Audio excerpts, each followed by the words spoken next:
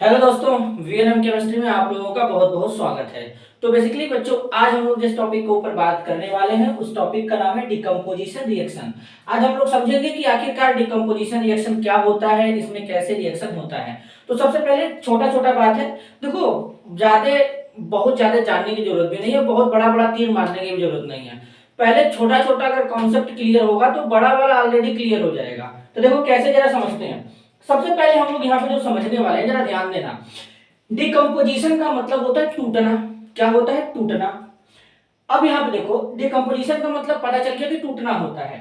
तो मैंने यहाँ पे लिखा ब्रेक डाउन ऑफ रिएक्टेंट, मतलब जो रिएक्टेंट होता है वो टूटेगा इंटू 2 और 3, मतलब 2 भी हो सकते हैं, 3 भी हो सकते हैं, या ज्यादा भी हो सकते हैं, टूटेंगे सबस्टेंस में। अब किसके प्रेजेंस में टूटेंगे? तोड़ने के लिए अपन को कुछ चाहिए।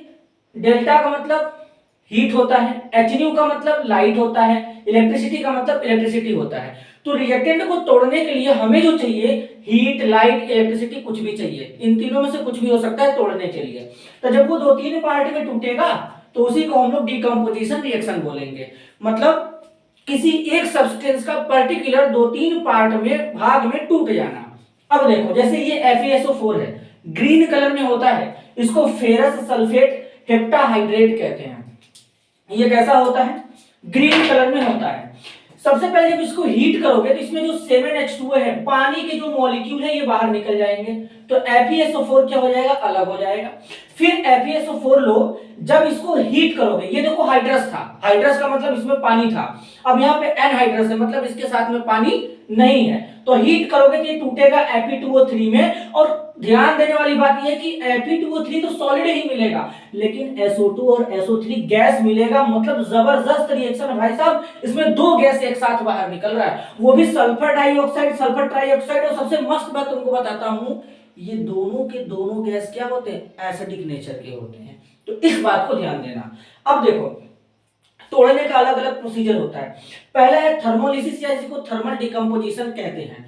थर्मोलिसिस का मतलब क्या होता है? थर्म का मतलब होता है बेटा, थर्म का मतलब होता है हीट, और लिसिस का मतलब होता है, लिसिस का मतलब होता है टू ब्रेक। टू ब्रेक मतलब इसमें जो भी कुछ होगा हीट करके तोड़ा जाएगा। जैसे कैल्शियम कार्बोनेट है, सॉलिड में मिलता है, जब इसको हीट करोगे तो कैल्शियम ऑक्साइड और कार्बन डाइऑक्साइड में टूट जाएगा।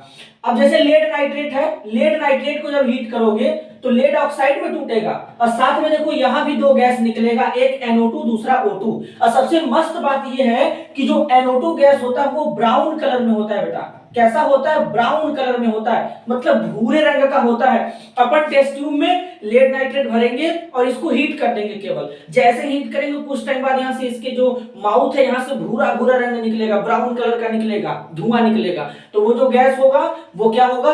NO2 होगा। आगे चलते हैं। अगला है फोटोलिसिस। फोटोलिसिस का मतलब, फोटो का मतलब होता है लाइट। देखो, फोटो का मतलब क्या होता है? फोटो का मतलब होता है लाइट, और लिसिस का मतलब क्या होता है? टूटना।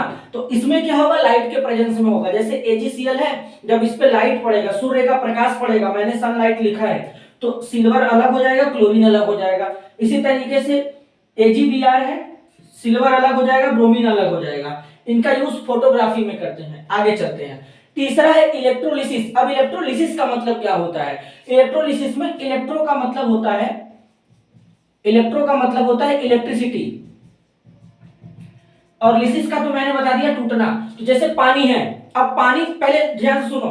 अब पानी अगर डिस्टिल्ड वाटर है तो डिस्टिल्ड वाटर में कभी भी इलेक्ट्रिसिटी पास नहीं होता है। लेकिन अगर हम लोग नॉर्मल वाटर ले जिसमें मिनरल्स वगैरह होते हैं, जैसे ये कुएं का पानी हो गया, नल का पानी हो गया, तो इनमें इलेक्ट्रिसिटी पास कर जाएगा। तो मान लो मैंने यहाँ पर डिस्टिल्ड वाटर लिया, इलेक्ट्रिसिटी पास नहीं हुआ, तो अब क्या करेंगे? उसमें थोड़ा एसिड या बेस डाल देंगे, तो इनके कारण इसमें इलेक्ट्रिसिटी पास कर जाएगा। और जब तुम पानी में इलेक्ट्रिसिटी पास करोगे तो 2 गैस निकलेगा बेटा, 2 गैस निकलेगा, एक हाइड्रोजन दूसरा ऑक्सीजन। और सबसे मस्त बात यह है कि हाइड्रोजन कैथोड पे मिलेगा, ऑक्सीजन एनोड पे मिलेगा। तो इस तरीके से तुम्हारा डिकम्पोजिशन रिएक्शन होता है। डिकम्पोजिशन रिएक्शन में 3 होता है, एक थर्मोलिसिस, दूसरा फोटोलिसिस, तीसरा इलेक्ट्रोलिसिस।